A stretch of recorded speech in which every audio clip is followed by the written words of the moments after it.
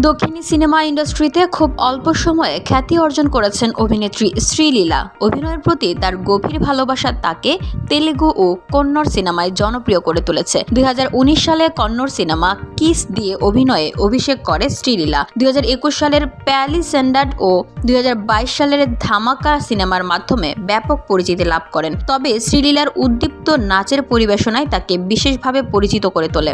বিশেষ করে গুন্টুর করম সিনেমার কুরুচি মাদাথা পেত্তি গানে এবং পুষ্পা 2 দ্য রুল সিনেমার কিসিক গানে তার দুর্দান্ত পারফরমেন্স তাকে অসাধারণ নৃত্যশিল্পী হিসেবে পরিচিতি এনে দেয়। তবে এবার শ্রীলীলা শুধু নৃত্যশিল্পীর পরিচিতি থেকে বেরিয়ে এসে অভিনয় দক্ষতার জন্য স্বীকৃতি পেতে চান দর্শকরা তাকে শুধু নাচ গানের জন্য নয়, অভিনয়ের জন্যও মনে রাখুক।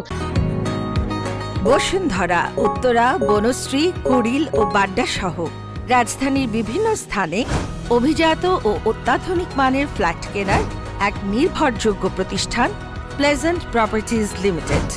তাই আপনার স্বপ্নের আবাসনের জন্য আজই যোগাযোগ করুন। Pleasant properties limited, where destiny matches eventually।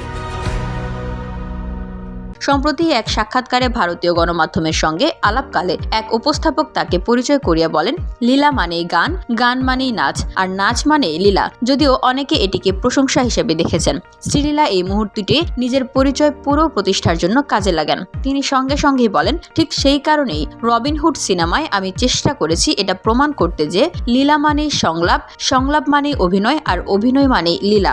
এ বক্তব্যের মাধ্যমে শ্রীলীলা স্পষ্ট করে দেন যে তিনি চান দর্শকরা তার অভিনয় দক্ষতাকেও সমানভাবে মূল্যায়ন করুক। আগামী বছর শ্রীলীলা 3টি বড় বাজেটের সিনেমায় অভিনয় করতে চলেছেন। তেলুগু সিনেমায় তিনি রবিনহুড, ম্যাস জাঠারা ও উস্তাদ ভগৎ সিং এ অভিনয় করবেন। পাশাপাশি তামিল সিনেমায় তিনি পরাশক্তিতে অভিনয় করবেন। এছাড়া বলিউডে অভিষেকের জন্য প্রস্তুতি নিচ্ছেন শ্রীলীলা। তিনি আশিকি 3 সিনেমায় কার্তিক আরিয়ানের বিপরীতে অভিনয় করতে চলেছেন। এই মিউজিক্যাল রোমান্স সিনেমাটি শ্রীলীলার জন্য নাচের বাইরেও অভিনয় দক্ষতা প্রদর্শনের একটি বড় সুযোগ হয়ে উঠতে পারে বলে মনে করছেন সিনে বিশ্লেষকরা।